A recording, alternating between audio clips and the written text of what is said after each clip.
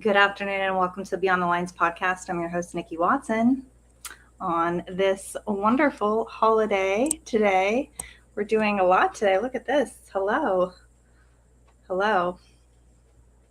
Welcome. Happy birthday, America. It's been kind of a while since I've been on here, and I decided to jump on here today. Maybe somewhat briefly, we'll see. I've been doing some podcasts with Grace. And I have to turn my ringer up here. You know the sound. I've been doing some podcasts with Grace over at Quantum Nurse. We're on Rumble. And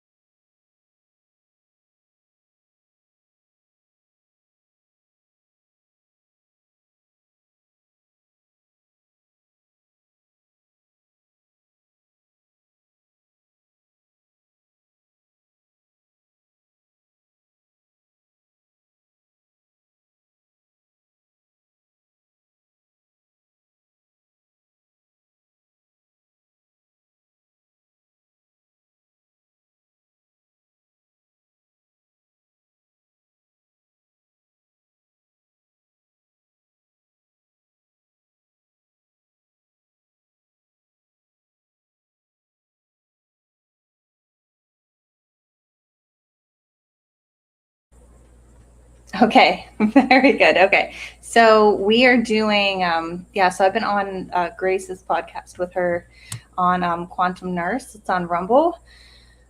We're also on Rumble as well. We have our archives there, and we stream to Rumble as well. So anyway, today is a very, very special day. That's why I wanted to jump on here for a little bit.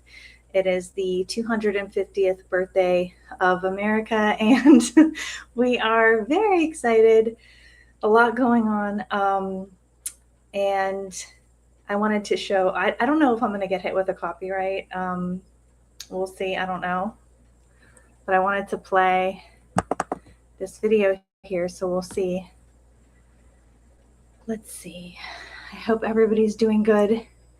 We're going through a heat wave, right? A heat wave here in the States specifically. And I have some other things going on personally that I'll share in good due time. All right, so if I get hit with a copyright and I can't play this, then I'll just have to pull it out of the YouTube, and we can probably use it for Rumble, I imagine. So let's see if we can do this. It's seriously been like probably over a month at least that I've been on here. There is so much to talk about. It's really crazy, of course. But let's just see if we can get this going here.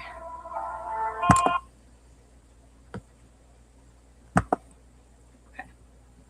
We're going to do some, I'm a little rusty. A little rusty. Okay. Let's see if we can screen share the media viewer. Here we go.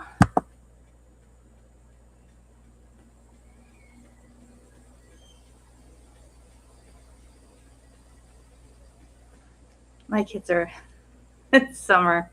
Kids are home. Everybody, it is Saturday, but I mean, gosh, guys, hang on. Just hang on. Everybody's screaming. Hang on.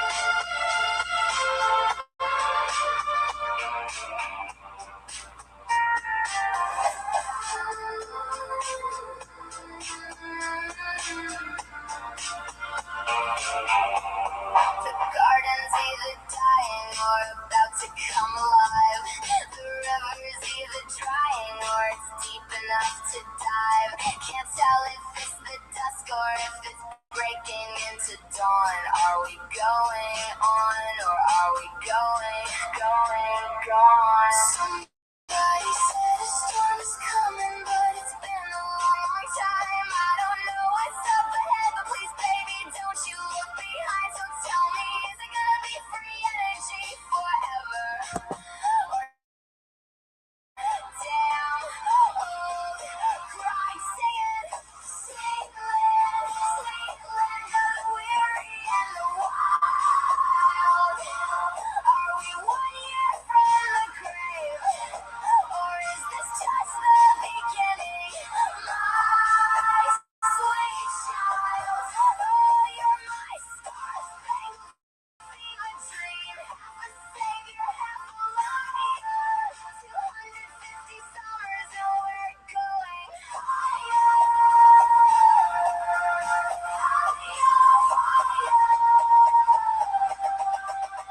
Singing, sweet land, going.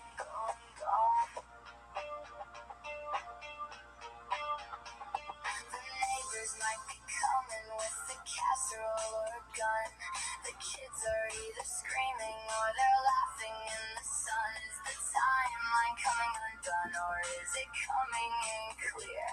The fireworks are blinding, but I'll keep on dancing here. And nobody can promise me that we're gonna make it to the light. So is it an awakening, or is this a knife in the night? So come on, brother, sister, stand up tall. Because guess what? Where we go on, we go all. If you can hear this from the other side, across this great quantum divide, don't get me wrong, now is the time to stay strong. So, with all of that, I'll say, God bless the USA!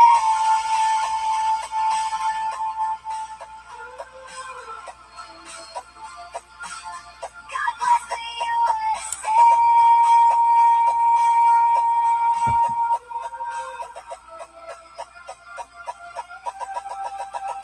Singing, sweet land, going on.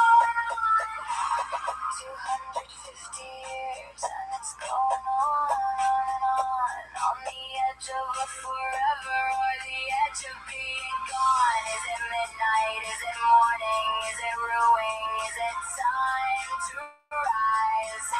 250 summers gone by. So just go on and tell me those sweet lies. The kind as sweet as these Julys. Going on and gone. Sweet land, light up, light.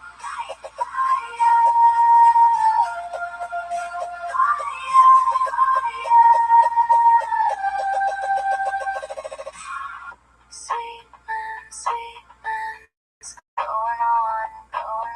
Sweet land, going. So please,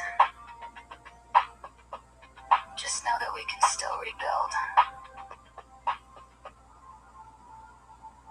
We can still make something better.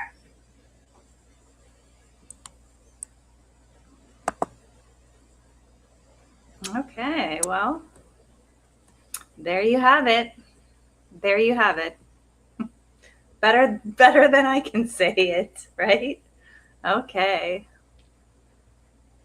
So I know that that was shared online on X. So I'm actually going to just go through some of my, I really curate a lot of,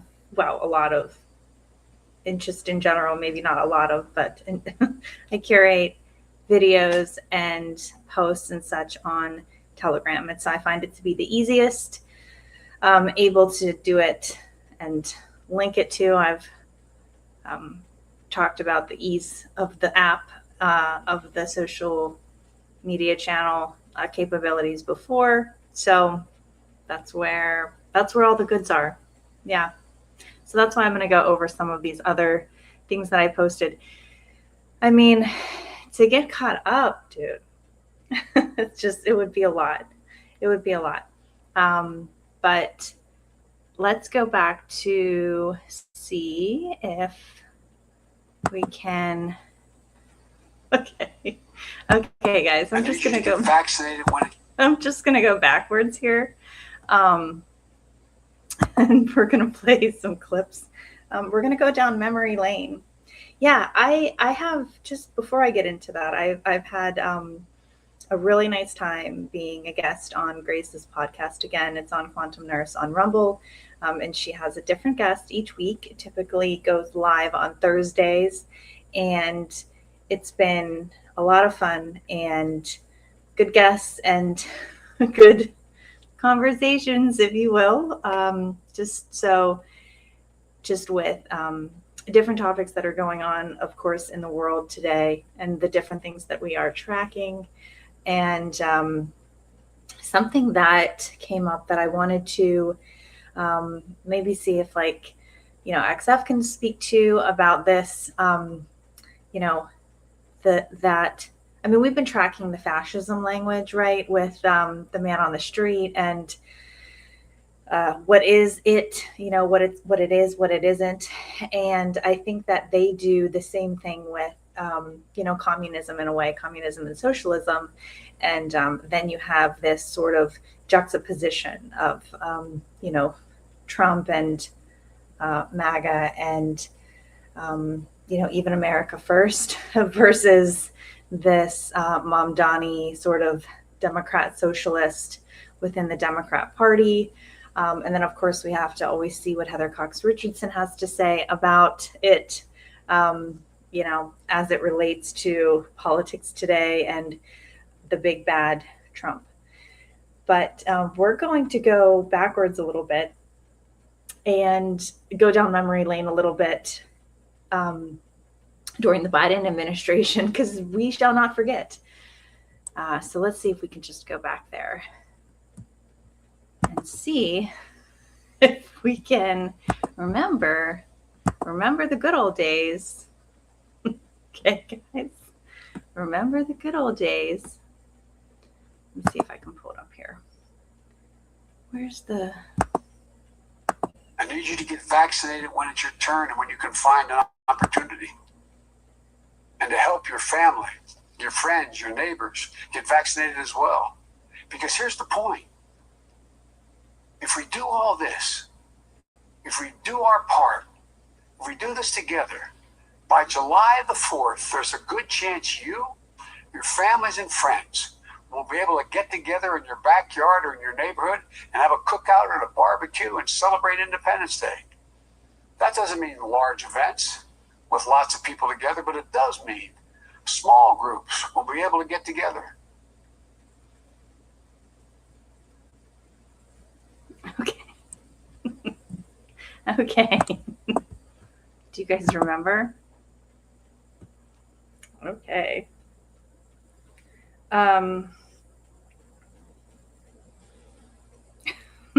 Let freedom ring. Huh? Yeah. Wonderful. Okay. So don't forget,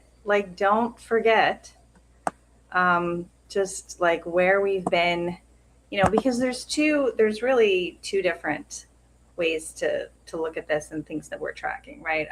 The Democrat messaging is interesting. Okay. And then you have sort of the,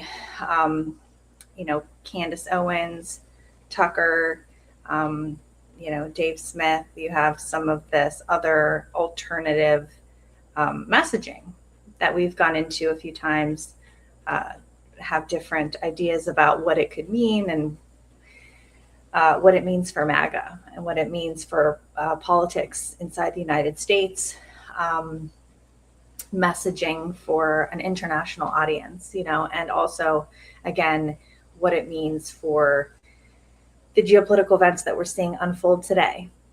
And so we're looking at that. information and that narrative. We're looking at what, the Trump administration is saying, what, sort of this neocon still faction that sort of like, is it MAGA? Is it not? This, again, maybe like Mark Levin faction, and what they're saying. And so, there's a lot of moving parts to consider whenever it comes to like, is Trump doing what he ran on? What is his mandate? Where is MAGA now? And what do people really care about inside the United States? And what are we seeing with, again, the geopolitical events that are unfolding, war with Iran, gas prices, and whatnot?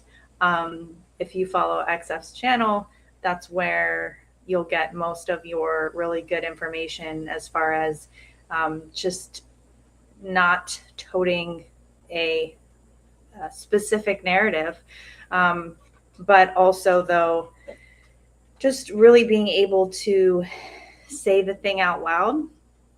And so we're tracking all of this because we do have the midterms coming up in November. And so what does that mean for, again, the Trump administration? What does it mean for local politics? And we did a show with Grace. She had on a guest. I think his name is Stephen Kuhn. And he was talking a lot about local politics. And Kevin Jenkins is another guest that she had on that we talked to.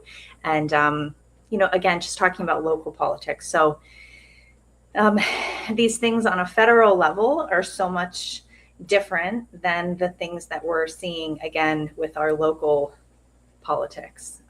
Your school boards, your city councils, your county commissioners, a lot going on with the election, executive orders that Trump has put out there, things that people who have been involved in election integrity efforts for a number of years now, things that they say are good and things that they say still need to be done. And so there's just a lot of different energy and a lot of different perspectives and voices. And we've had some really just some arcs with people who are in these different spaces and the work that they've done. Think about like how Tina Peters, was pardoned. You're seeing sort of power change hands in some ways. We're seeing some resignations, like, for example, Tulsi Gabbard, with her husband, but then also just the things that she has put forth. We're seeing them unravel. And then with like Bobby Kennedy, for example, also we track the things that he's doing. So sometimes we'll hear, that Trump is not doing what, he was put in to do. And you can definitely argue that for sure. And I seem to keep falling back on that. It's also the things that he's not doing that we can be paying attention to as well and recognize, again, for the international community, what are the things, again, that he's not doing that, someone else maybe would have done, or where we have been. And again, just tracking the things that, the progress that he is making and the seeds that he is planting. So I would caution, especially, people that live in the United States have a different perspective, I think, but I think in this sort of internet telegram space, this geopolitical space, we see a lot of opinions. And I think XF has gone into this too, because his background, his education is in international relations, also known as geopolitics. And so it's like anybody can call themselves, a geopolitician, if you will, but a geopolitical analyst, anybody can call themselves that. But they're not always, if they're not educated in that field and they're not using the language of that or the framework, then they're just really doing they're really just doing commentary. And so that's what we see with the Hag, who we track. And, being a historian, but then speaking about political matters, right? So just basically giving an opinion, whether it's, tone deaf, on point, or just running a story, and feeding into biases that people already have.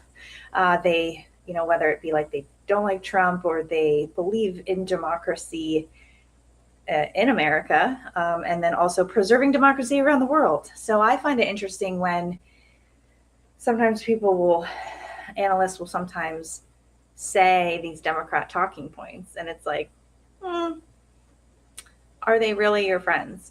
Are these really the people you want to hang out with?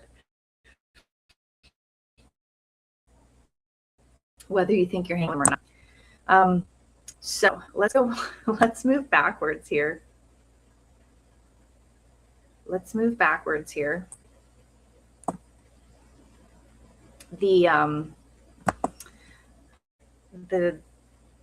U.S. Department of Energy posted this on Facebook. I think it was, come and take it, the air conditioner, because Mamdani was telling everybody in New York, to put their thermostat at 78. And, but then Taylor Swift and Travis Kelce just had a big wedding, and it's like, are they keeping it hot and sweaty? And then you have anchors from inside their studios saying like, oh, it's fine. So, and then we have the U.S. Department, and this is just one example of this administration being just in a different space, in a different era. This is different, okay? And it's also planting seeds and laying the groundwork because you can see it. You can hear what J.D. Vance is saying. You can hear what Marco Rubio is saying, and the commitments that they have. But seeing the U.S. Department of Energy post stuff like this I don't hate it, I don't hate it. Let's go we're just going to work backwards. Yeah, I think that we need to listen to this as well. So this is from March 12th, 2025. And I included this on my channel because this is about Trump, okay? And on XF's channel, we pulled this from one of the XF live streams, and let's just clip it here. Okay. Is that the thing that we're looking at? Perfect. Okay. So Trump, you can't see the caption there, but it says Trump is somewhere between sue yourself and be careful what you wish for. People learn through controversies. So I think it's important to remember these things that, again, were covered last year, but really in this, again, Trump era, but really in this new paradigm and this new realism that we're living in. I had mentioned on Grace's podcast with one of the guests about, he was talking about multipolarity and just implying that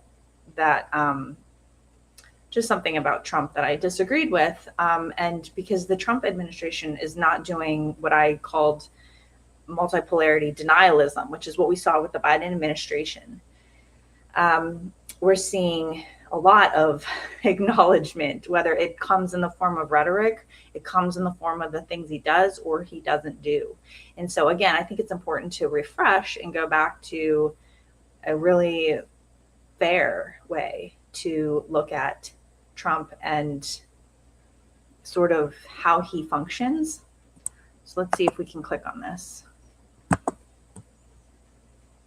Just obviously there's not a one-to-one correlation with reality and what Trump is saying about this. So that means typically, because patterns and you observe them, typically this means that Trump is up to something. And there's a game being played here. And, you know, Trump is the type of person who will take the approach of sort of like somewhere in between suit yourself and be careful what you wish for. I would say somewhere in between suit yourself and, you know, be careful what you wish for, and all right, we'll give you what you ask for. That's kind of that wavelength when it comes to when you become frustrated. And in terms of the optics, there's many different things that, you know, that happen. One of the first things, obviously, is that you have a whole population in the U.S. that has a concern about this Ukraine stuff. They may not know a lot of details, but they've learned a lot of details in the past couple of years because of the nature of media and the controversies. And, you know, people learn through controversies. Repetition gets old. So, and that's more like learning by rote or dogma. It doesn't mean that some dogmas aren't true, but only uncover the truth through critical examination. You know, you gotta play the believing game, the disbelieving game, you know, critical thinking. You gotta turn it over and examine it. You know, what does this string do? What happens if I poke a hole in it here? That's what you gotta do with ideas. So, or anything that you're describing. So, I think when you look at Trump's methods, one of the things we can think about in his messaging strategy is to call the question. He'll take an attitude or position of people that he doesn't agree with, and then based on reaction, which is quite predictable, the reaction to some of these statements are quite predictable. Then he uses the pushback. So, look, let me back up a little bit because there's another player I didn't mention. So you have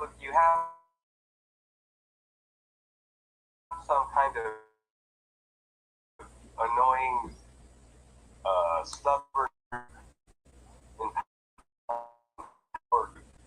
you know, that is. There are forces to be reckoned with.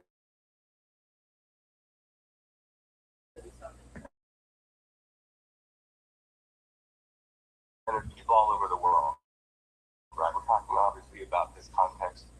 But what happens is he'll take a position that is similar to people that he's opposed to and most frustrated with. And you see one of the group, right, or the oppositional group might have a belief, or beliefs aside, might be engaged in the messaging that this is something that people want, and Trump is against it. If it's what people want, if it doesn't get proposed. So then Trump plays the role of like, okay, fine, then I'm for it. If that's what people want, and then vote it.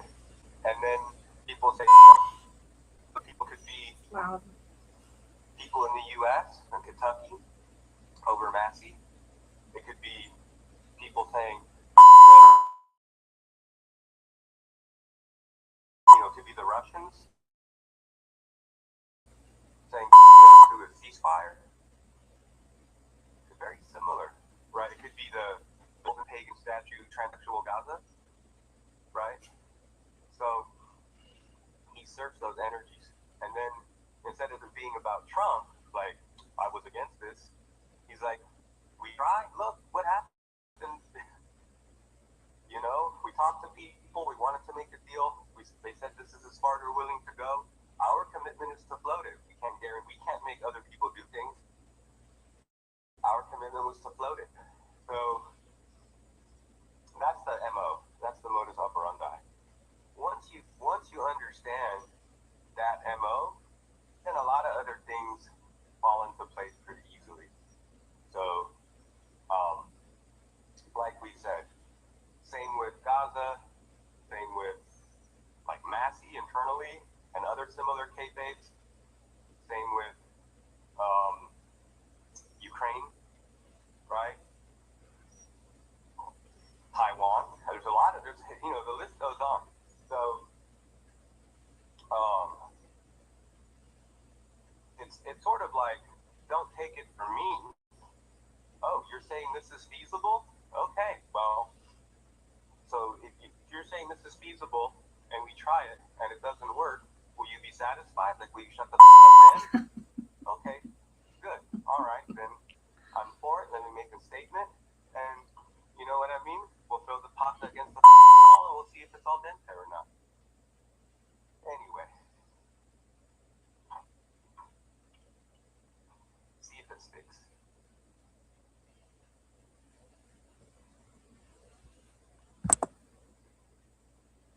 Says it only in the way that he can.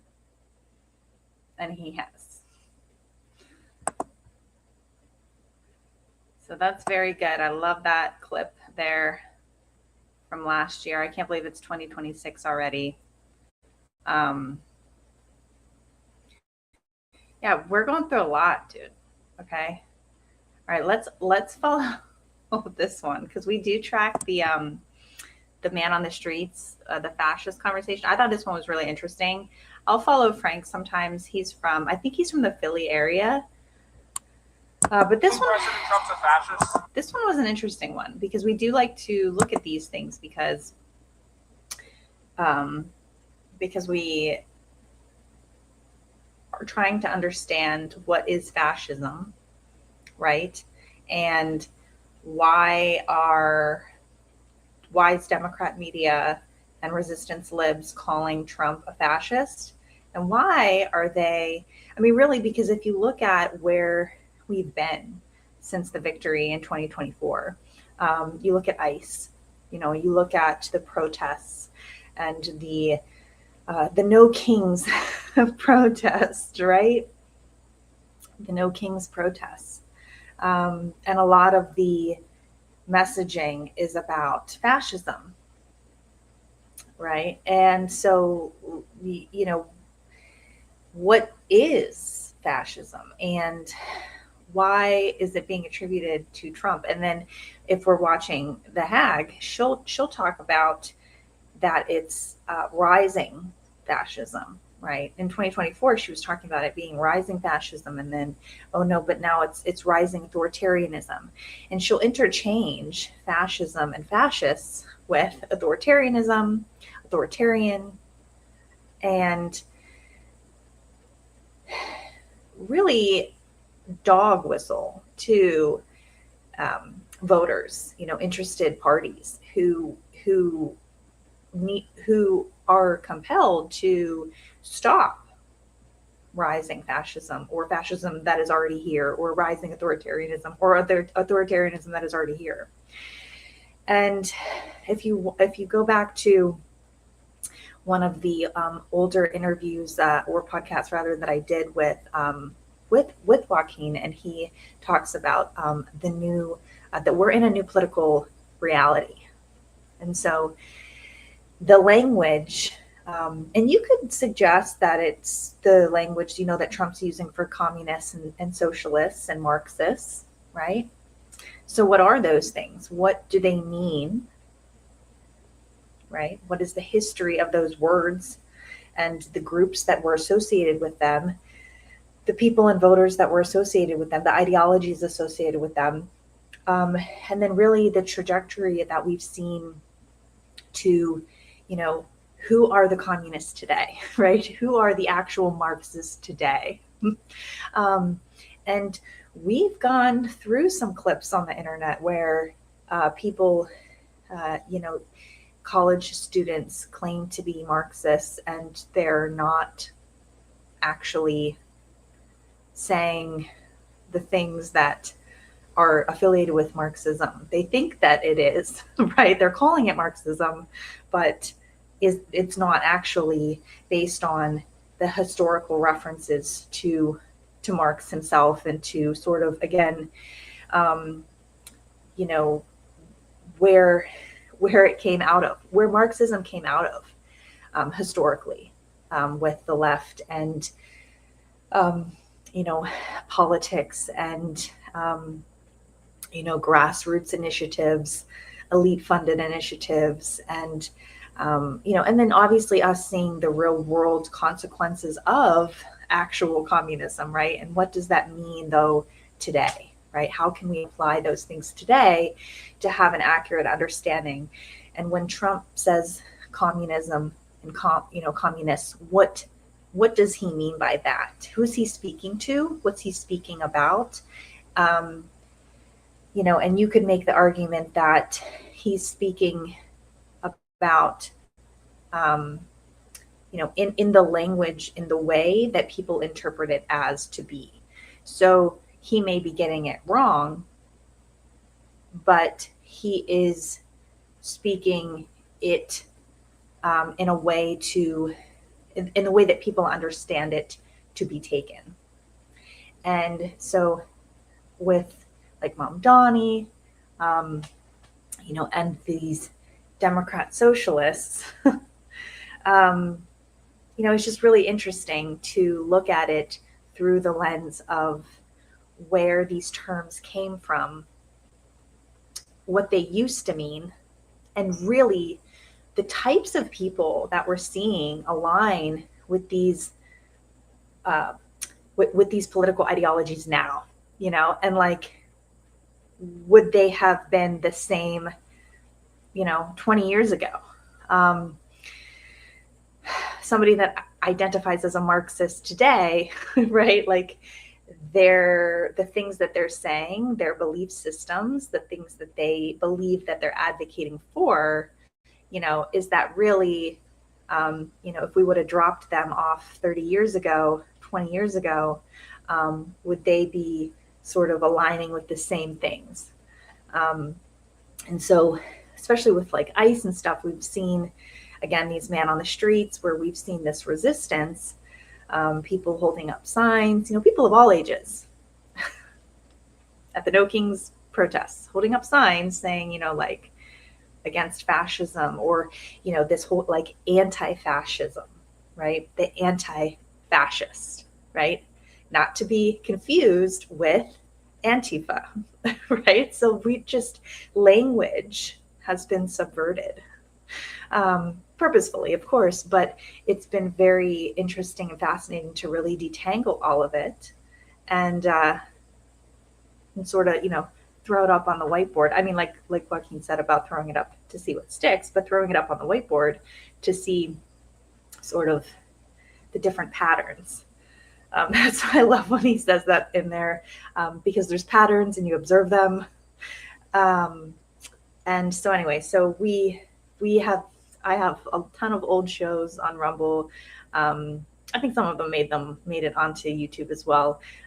Just sort of playing some of these clips from these No Kings protests, and sort of what people are saying about fascism. But Frank is doing this man on the street, and he is in New York, I believe, at a pride parade. I ran into a girl here who I thought was actually, you know, pretty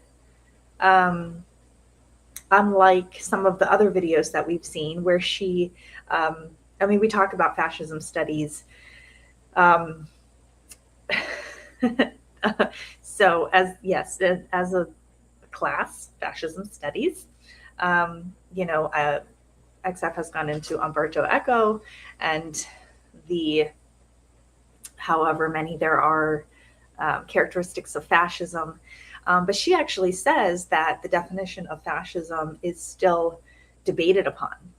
And she also says in the clip that I'm going to play here, you know, I have an opinion about Trump, which I thought was very refreshing, actually, to hear her sort of be present. There's something about her that's present in this moment, where she says, like, yeah, actually, like, I'm familiar with the content. I have my own opinion about Trump.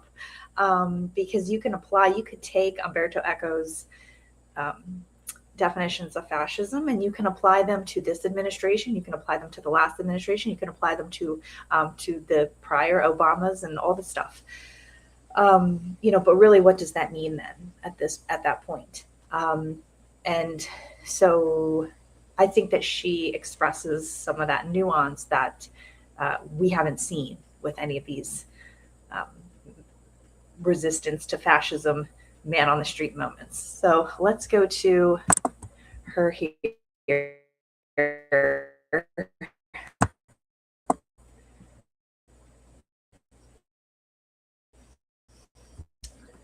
President Trump fascist?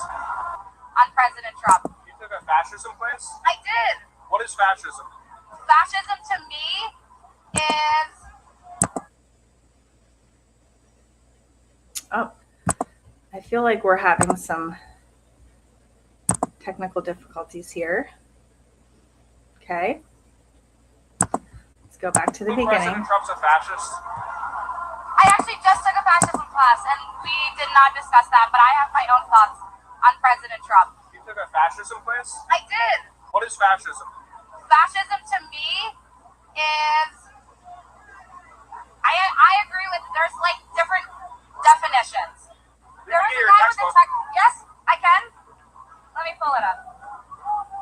Did you find out what fascism means yet? I know what This fascism girl's means, the but I'm worst, trying to give huh? the different definitions to compare and contrast. Can you give me one definition? No, there's no one definition of fascism. It's still highly debated among historians. Can you give me a definition? It's when you're. Wait, no, but I want to talk.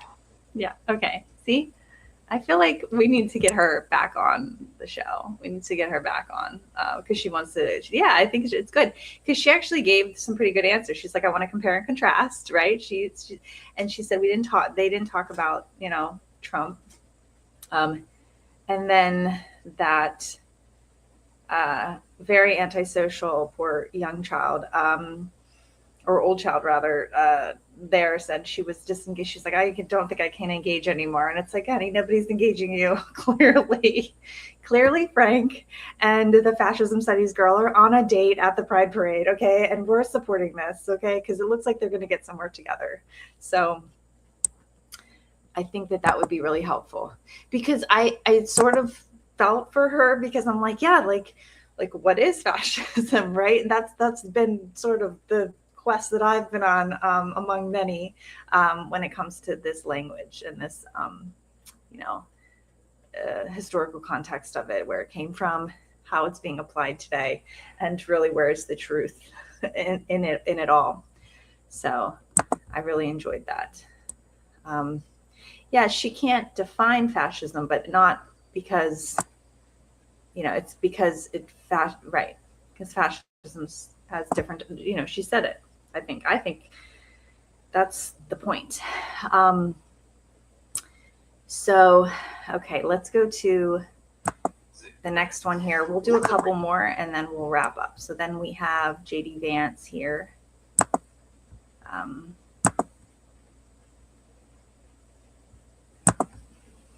All right. One of the really interesting things about just the secular or hyper-progressive, hyper-liberal age that we live in is you realize how many of the rituals and institutions and practices of Catholicism show up in the modern world completely divorced from the God part and the grace part. Okay, so we're thankfully, thanks to Donald Trump, I would say, we're past the point where most people, at least that I see, hang out those hideous signs in their yard that say, in this house we believe, blah, blah, blah, blah, blah. Love is love, Water science is is people, science, no person is illegal. Okay. So that sign is like such a disgusting butchering of the Nicene Creed. And when you realize, you're like, oh my God, that people still have this desire to profess, to do it very publicly, and even to do it in this kind of cadence that you see in the Nicene Creed. And of course, they do it in this very politically motivated way. Right. Yeah, so I just have been not too unhappy with, I mean, JD Vance was on The View. I mean, if you just take into consideration, again, where we've been, um, and, you know, they keep, I think I just saw a Katie Couric clip of oh, the guy from Patriot Academy, Tim Burton's son, sort of deconstructing what she was saying about Christian nationalism. So I try and look at it from all sides, of course. Like if I didn't have the perspective on JD Vance and sort of the things that I do, you know, how would I look at this? Like, can I resonate with sort of people, you know, wanting to push back against his messaging or the things that he says or his vibe? So I do take that into consideration and I try and meet in the middle.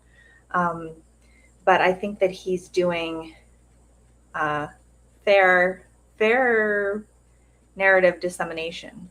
And again, without going into an analysis on that, I think that clip, for example, is just, I mean, could you imagine? Like, what did our prior vice presidents even say? You know, and if you didn't have people telling you what to think about it, how would you think about it? Like if Heather Cox Richardson wasn't going out there, if the Democrat media, if CNN and you know, the Katie Courics and stuff, if they weren't out there saying this is how you should look at or you know, this is JD Vance, you know, what would you think about it? So are they saying something that resonates with you as in like, oh no, I have a problem with what JD Vance is saying, and you know, Richardson is just validating my already concerns, right? And so like, so where does that stem from? And I mean, we've got into this with like how many comments are actual people? Do they live in the United States? You know, are they bots? All that stuff. So we've gone into that as well. But I mean, just looking at him, you know, from the perspective of comparing it to the last administration, you know, and the last people.